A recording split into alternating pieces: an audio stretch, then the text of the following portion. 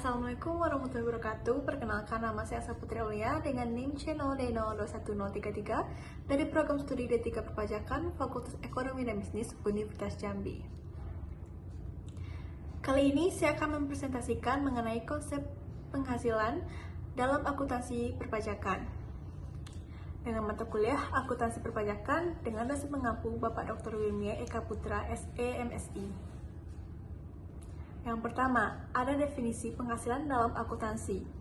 Penghasilan didefinisikan sebagai peningkatan manfaat ekonomi selama periode akuntansi dalam bentuk arus masuk atau peningkatan aset atau penurunan liabilitas yang mengakibatkan kenaikan ekuitas yang tidak berasal dari kontribusi penanaman modal.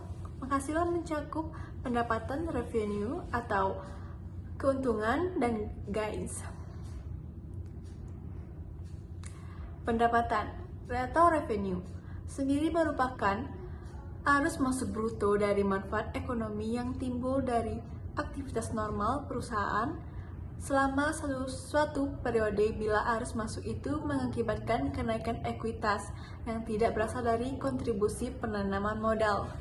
Sedangkan keuntungan atau gains didefinisikan sebagai kenaikan ekuitas aset bersih yang berasal dari transaksi periferal atau insidental pada suatu entitas dan dari transaksi lain dan kejadian serta situasi lain yang mempengaruhi entitas kecuali yang dihasilkan dari pendapatan atau investasi pemilik. Selanjutnya ada penghasilan sebagai objek pajak. Dalam pajak penghasilan atau PPh, objek merupakan setiap tambahan kemampuan ekonomis yang diterima atau diperoleh oleh wajib pajak untuk dikonsumsi atau digunakan dalam menambah kekayaan. Kemampuan ekonomis tersebut termasuk dalam yang diperoleh dari dalam maupun luar negeri, seperti penghasilan yang diterima atas pekerjaan atau jasa yang telah dilakukan oleh wajib pajak, royalti, sewa, hadiah yang diperoleh dari suatu pekerjaan ataupun kegiatan, bunga, dividen, penghasilan atau laba yang diperoleh dari kegiatan usaha, penerimaan ataupun perolehan dari pembayaran berkala, keuntungan yang diperoleh dari kegiatan usaha atau penjualan hingga pengalihan harta, imbalan bunga atau sesuai dengan aturan perpajakan, dan surplus dari BI atau Bank Indonesia. Selanjutnya, penghasilan bukan objek pajak. Yang pertama adalah sumbangan atau bantuan yang termasuk zakat yang diberikan kepada lembaga keagamaan sesudah diresmikan oleh pemerintah. Yang kedua, warisan atau harta yang dihibahkan kepada saudara dalam satu garis lurus keturunan hingga badan-badan sosial. Yang ketiga, harta hingga setor tunai sebagaimana yang dijelaskan dalam pasal 2 ayat 1 huruf B, di mana kalau sebagai pengganti saham ataupun penyertaan modal. Yang keempat, imbalan atau penggantian dalam rangka pekerjaan atau jasa yang diperoleh wajib pajak ataupun pemerintah atas natura atau kenikmatan.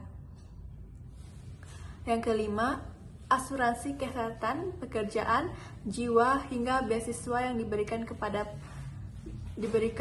perusahaan. Yang keenam, laba atau dividen yang diperoleh perseroan terbatas PT sebagai WP dalam negeri, koperasi BUMD atau BUMN, hingga badan usaha yang didirikan atau berlokasi di daerah yang memberi penyertaan modal, dan syarat dividen yang diperoleh berasal dari cadangan laba atau yang ditahan. Selanjutnya, jenis-jenis pajak penghasilan. Yang pertama, pajak penghasilan pasal 4 ayat 2. Yang kedua, pajak penghasilan pasal 15. Ketiga, pajak penghasilan pasal 21. Yang keempat, pasal 22. Yang kelima, pajak penghasilan pasal 23.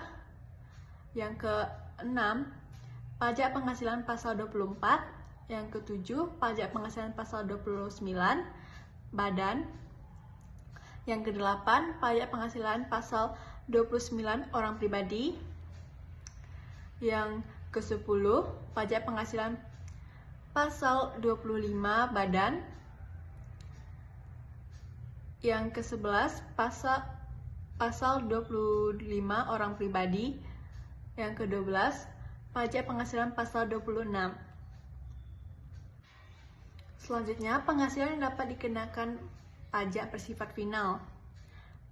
Inilah beberapa kategori penghasilan yang dikenakan PPh final. Yang pertama, bunga deposito dan tabungan lainnya, bunga obligasi dan surat utang negara atau SU-SUN,